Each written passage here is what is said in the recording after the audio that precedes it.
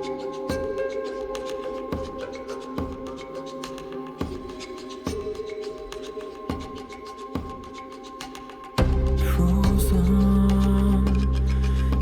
in the sea of ice, Hello and welcome to the third instalment of the Neon Fields album launch event. If you haven't checked out the first two videos, my name's Piers and I play keyboards and guitars for Neon Fields. If this is your first time joining us, please go check out the previous two videos on Past and Rituals and let us know what you think. And thank you so much to everyone that's already watched those first two videos and given us some really nice comments and feedback. It's definitely been an encouragement to do all these videos and improve with each one. So today I have the absolute pleasure of introducing you to Bleak. Bleak is the third track on the album, and Ed's going to go over what the song's about, but it has a very, very poignant story and it has a very relevant story to what's been going on for the past 2 or 3 years, which is it is about lockdown, and it was basically the song that started forming the band. Bleak actually started its life as a song called Watercolour, which was an instrumental which I did just at the beginning of lockdown. Neon Fields started as a 4-piece rock band that was sort of formed at the end of 2019, and once we started getting some songs going, reinventing some demos which I did a long time ago, looking at a few new tracks, starting to think about getting into the studio, lockdown happened, we could no longer get together and practice, which pretty much put us to a complete halt.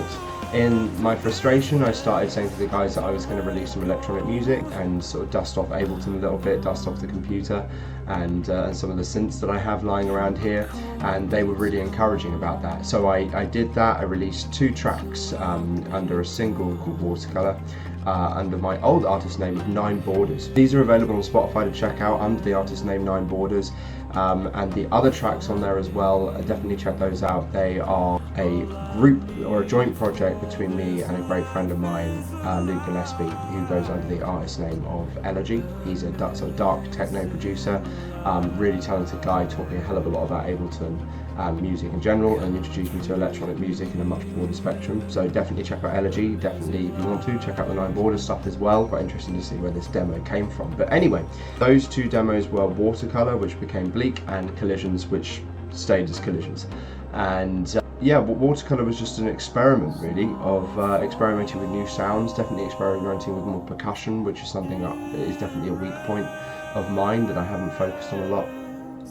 Exploring different synthesizers, definitely exploring some more VSTs. I think I purchased Omnisphere and just sort of started working pretty hard at getting to grips with software synthesizers and things like that, and certainly granular synthesis, which if you have watched the previous videos, I have a very poor explanation of what granular synthesis is. But yeah, it was a really, really fun experiment, and I learned a lot about automation, a lot about harmony and songwriting in general, a lot about arrangement, a lot about Ableton Live itself, which is what we use to both perform live and produce tracks as Neon Fields. And the guys were really, really positive about me doing that, which I was really grateful for. Anyway, I released these 2 tracks and they got a bit of radio play, and Ed had heard Watercolour obviously and given his feedback on it, and he thought it was really good, and he said, can I sing over that? And I wasn't too sure it would work. I wasn't against him being part of it or singing over it at all, but I just didn't think it was going to work without this sort of verse chorus traditional structure. It's sort of orchestral elements and the sort of percussive elements kind of taking over and throwing the vocals this way and that. But anyway, he came back after just a few days and wrote a vocal melody, which was what you'll hear in the verse of Bleak these days. And I thought it was great. I thought it was really, really good. It was really interesting interpretation. Once again, it demonstrated a fantastic skill to be able to leave room for complexity by being less complex, but then bringing in complexity when complexity is lacking. Luke does that really, really well as well. And so Bleak really started Neon Fields. We were called something else before that, and we were rethinking our name and rebranding from a sort of a rock band who are much more influenced by people like Royal Blood and Nothing But Thieves, people like that. You know, we still love that music, but we definitely wanted to go into a more electronic vibe, and Bleak was the one that kicked that all off. So we reformed. We shortly became Neon Fields after that. Luke was already involved in the previous band, but he kept on and enjoyed the way that Ed and I wanted to go, which was awesome. So Bleak really was quite a catalyst, so it's really close to my heart, and I wanted to introduce it today, and I've got an absolute pleasure about talking about it. I'm going to go through a few things which I thought made this song quite special, and the attention to detail that I tried to put into this. You know, I became quite obsessed with trying to get it right and exploring some new techniques, which across the album I've tried to, you know, become a bit more refined at, I think, which is good, and learn some really interesting lessons. So I'm going to flip my screen now, so I'm going to be in the top corner, and I'll show you my Ableton session. Right, so here we go. Here is the Ableton session for Bleak. Haven't opened this in quite a while. I'm going to go through a couple of the bits which I think became consistent themes from Neon Fields' discography, as well as a couple of songwriting techniques I really enjoyed using. I spoke a bit about sort of the clicks and taps and the percussive elements before in past, but this really did, I really threw the book at it with this one. Bleak starts out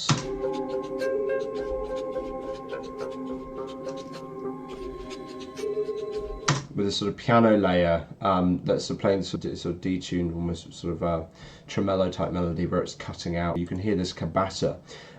It's a percussive instrument with the beads around the sort of a metal cylinder, which you would have used in school.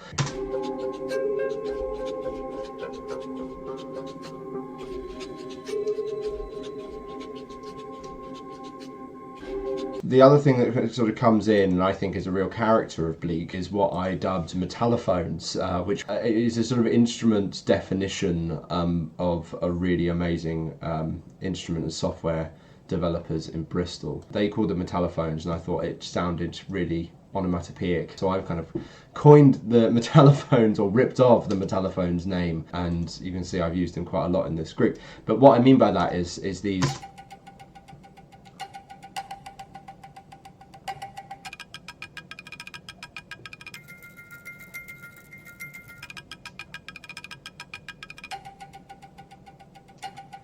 Now, if I play them like that, and I was quite shocked myself actually to play it on its own, having remember writing it quite differently, but I played it, I was like, God, you know, it sounds really random and disparate, and it sounds like it shouldn't go together at all. And but perhaps that is the case. Actually, those sounds make a lot of sense behind the simple melody I played earlier, so if you play them together.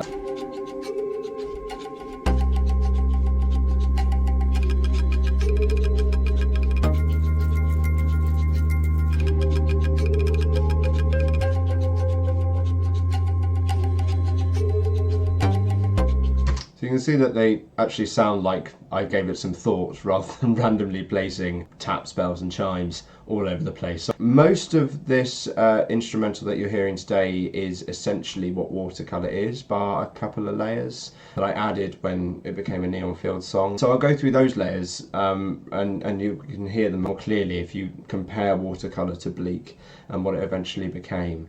But there was a lot more bass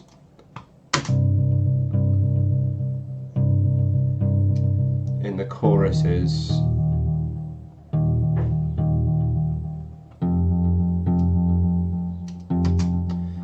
And there was also this awesome synthesizer.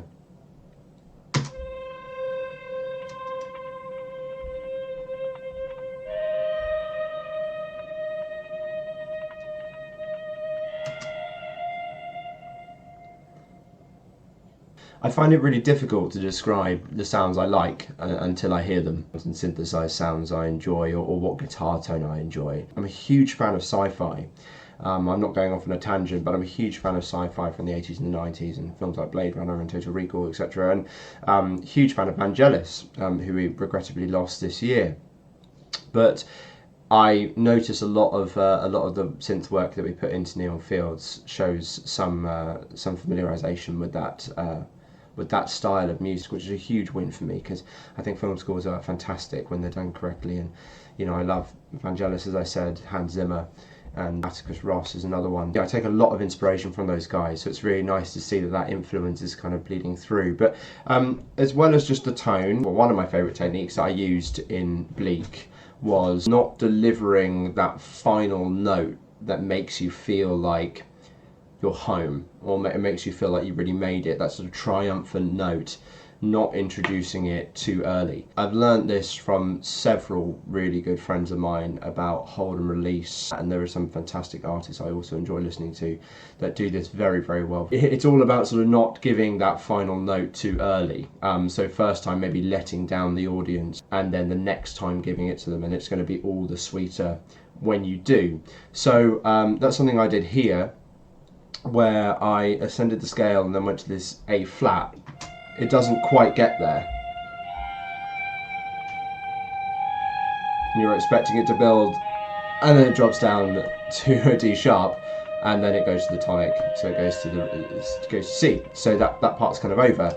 But the next time I actually go to the note I wanted to achieve, which was A sharp here, and when it finally gets there, it's one of my favourite moments in the song, because it kind of feels like you've earned it by the time you've listened to it.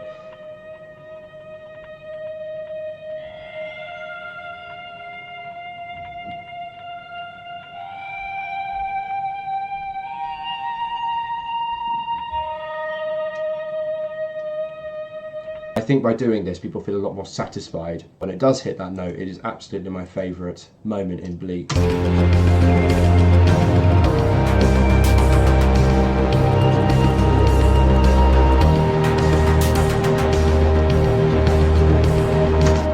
Hopefully when you're listening to it next, you might pick that little bit out a little bit more easily. The last thing I'm going to talk about, or one of the two last things I'm going to talk about, is the vocal synths. I spoke last time in Rituals of how we actually don't have a song without vocal synths. I don't think. We use lots of different vocal synths. This one's from Output's Arcade, which is a really, really fun sample style VST I enjoy using.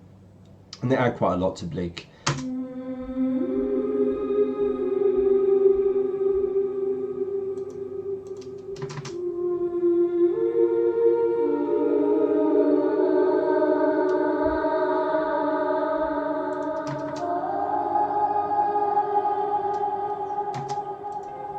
So again, Bleak was, the first song that we wrote under Neon Fields, having been a previous song of mine. It really did sort of point us down a route and gave us some really consistent themes, such as the sort of granular synthesis, such as the metallophones, as I've dubbed them, such as some of the songwriting techniques about hold and release, and as well, and just as importantly, the synth vocals. As much as they might seem really small, we continued to, every time we were feeling like an area was lacking, it was a go-to. So yeah, that kind of kicked it all off.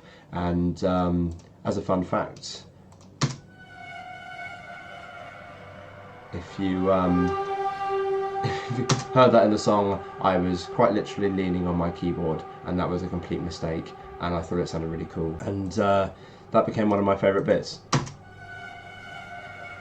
So you'll hear it in this section here.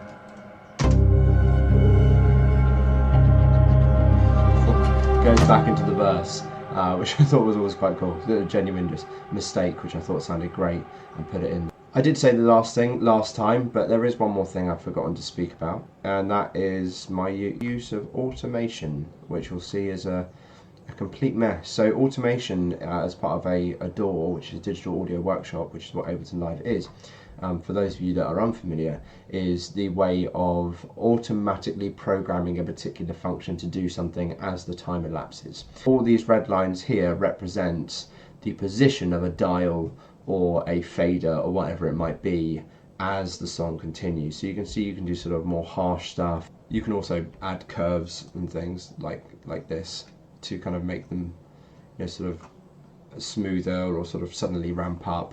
And automation is something which I think a lot of people use. I don't think it's something special to our band, but I certainly use it a lot. And you'll be happy to know that my organisation of automation has gotten a lot better as well, so it doesn't look like a child has scribbled all over this quite nice, neat organisation here. So just an example of what automation does in this context is this part used to sound like this.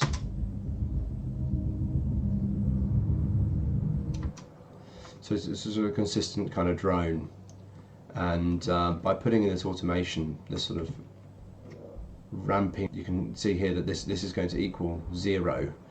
So it's applied to a low pass filter, which is allowing low frequencies through and cutting the highs. And so as you increase it, you open it up. So you can see there that this one represents as a low pass filter. You see there it opening and closing.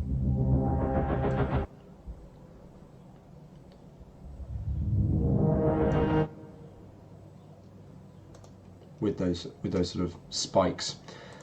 Yeah, so tons of automation in this song. It was a real effort for me to I wrote sort of 2 disparate parts, and then I had to kind of blend them into one another. So you'll see a lot of automation, fading things in and sort of cross fading throughout Bleak, and definitely Collisions is the sister track to Bleak, having been on the same single, Under 9 Borders, before it became a Neon Fields song. So that's another one as well that shares a lot with Bleak in terms of its production and its processes. So I certainly learnt a lot from producing this song. I loved it when it was an instrumental. I love it even more now it's part of the Neon Fields discography, and I love what Luke and Ed have done over it as well. And so I'm really proud of this one. I really hope you enjoy it. If you have any questions about any of it at all, or anything to do with the track, anything to do with the band, please do let us know in the comments section, or write us a quick email or on any of our socials. And again, thank you so much for joining the event. It's been an absolute pleasure to do these videos, and yeah, we've got a fair few more to go through as well, so I hope you enjoy those. I'm going to hand over. Ed's going to go through what the song's about and the lyrics and the general themes, and Luke, I believe, is going to go into the percussion elements of this song. So thanks again, take care for now.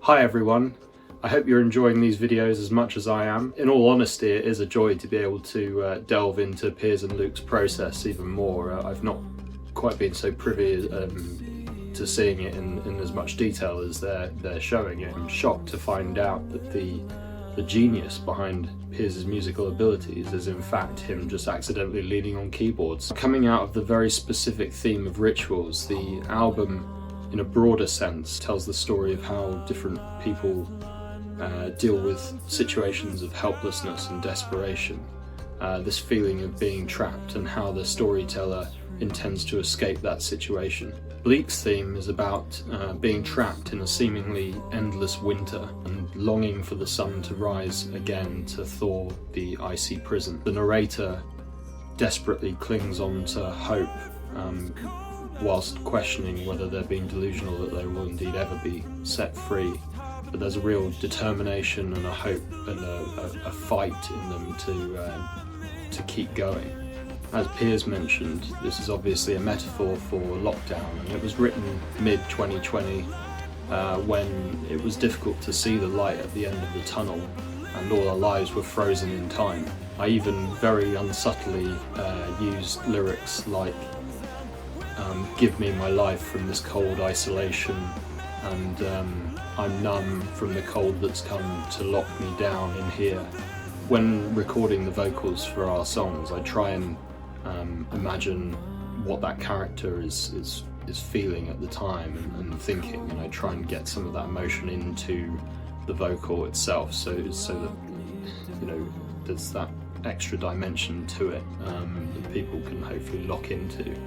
And with this one, I wanted there to be some hesitation in the vocal, but mostly this determination to fight, and that this wasn't going to beat them.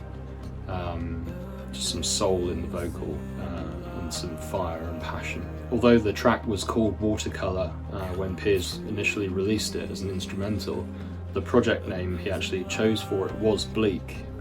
Sometimes Piers will create a project when he first starts it and call it a name, and then you know, the song name might end up being different, but Bleak was actually the project name he chose for it, and so I knew it as Bleak and Watercolour when he first gave it to me.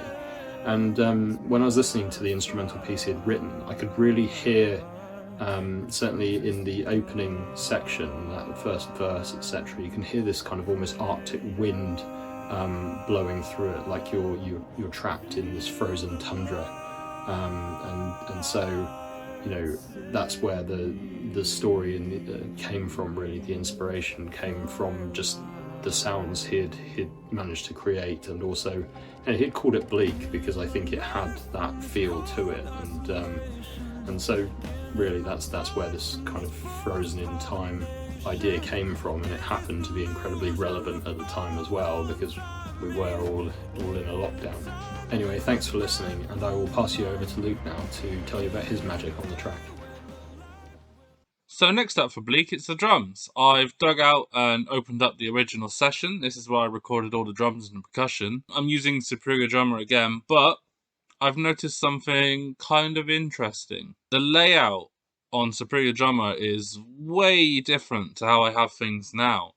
And that's because back when I recorded this, I actually had like some of my electric kit and also an SPD like in front of me. So imagine this is the drum kit here. Rather than having a rack tom, I would have an SPD here, which is why there's all this extra stuff. Here is the stuff for Bleak, but I've also got loads of like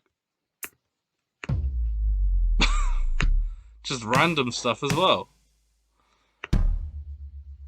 That does get used for Bleak. And it's also a different sounding kit to what I use now. Back when I started with Superior Drummer, I was like, oh yeah, I can layer everything and get completely unique drum sounds. My kit comprised of 4 different kick drums. It turns out when it came to mixing, it all just got a little bit messy. Like your kick drum on this is split into 3 different mic channels. So times that by like 3, and it was just too many stems for Jack to like, well, not to deal with, but it just wasn't very fair.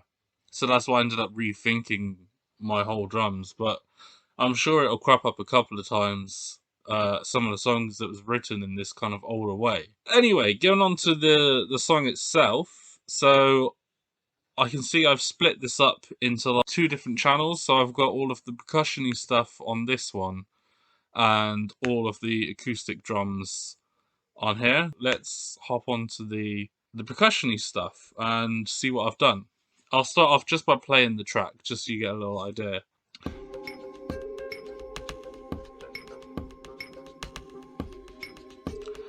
So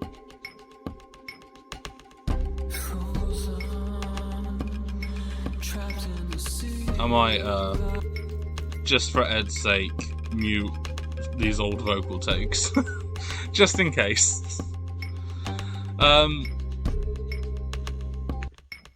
So it's... if we listen to the actual song, it's a lot more subtle. And Jack generally just did a lot of stuff that kind of helped them find their place.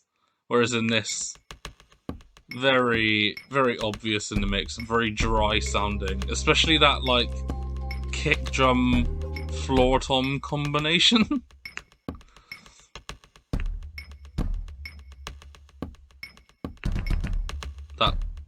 that one.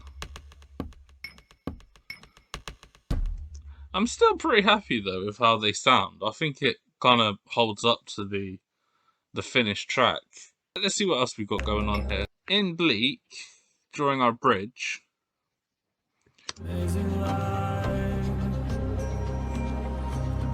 here, if you listen to that, it kind of just filters out.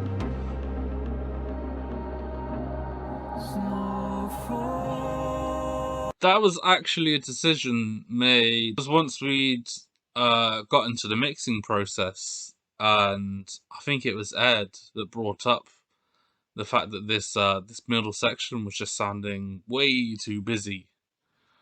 And so if we listen to the original,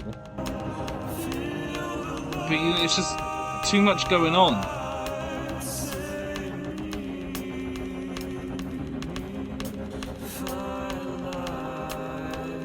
I think that's one of those decisions that can really change a song, because just filtering that out and bringing it out of the mix just allowed so much more space in that section. And then when it comes in with that chorus, it's just got an impact that completely missed before. And I suppose that's where having someone like Jack, and also just having the rest of the band actually paying attention to what each other are doing, makes a difference, because that could have easily gotten missed, and we would have missed out on what's probably my favourite bit of the song.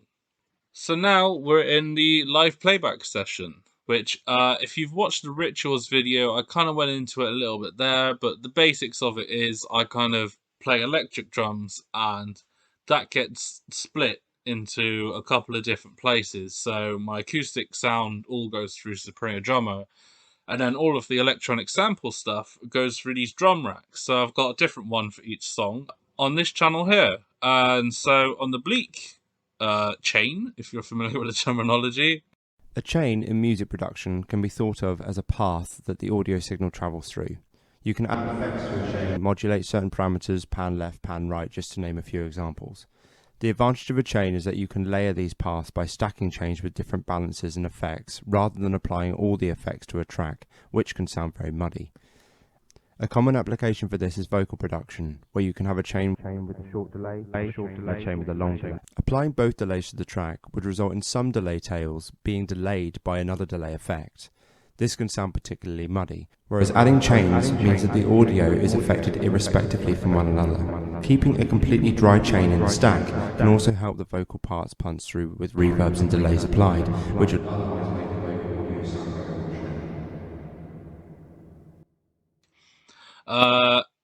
all of the samples actually come from the mix itself, as opposed to that original session you just saw. So all of them just sound a little bit tidier, a little nicer. So we've got that one, and the big floor tom sound. And then the way it works is what I'm playing effectively changes depending on where we are in the song. So if I go right from the beginning, you can see all of this is currently enabled. And I can play the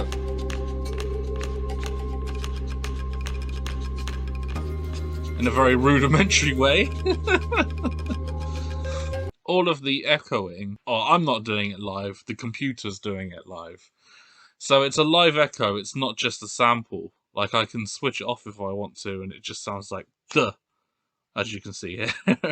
I found it just flows a little nicer if it's an actual live echo happening. And it just allows for a few more cool opportunities. Going back to what I was saying earlier, I have this filter. So if I dig out the bridge, you can see the filter actually starts automating by itself.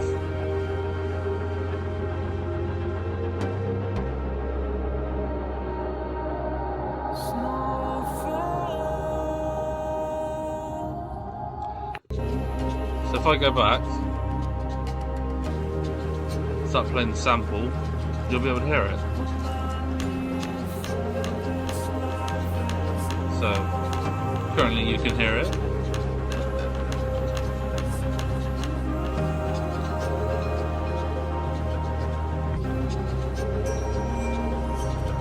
And now, if I start playing,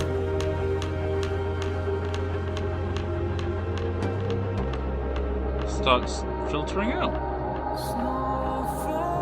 That was just one of those fun challenges of going, well, I didn't program it like this, but how can I make it live?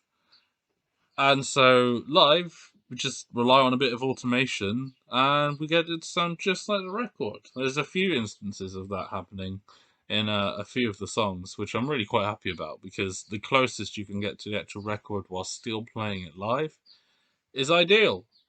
So I had a little look around the session just to be certain, but I think that just about covers it for Bleak. We've talked about the percussion elements, the acoustic drums, and the actual writing process, which has changed, which will be interesting to look over as these videos develop. And actually, speaking of which, The next one's going to be Meant to Be, and for drums, that was a really fun one. So I'll catch you there.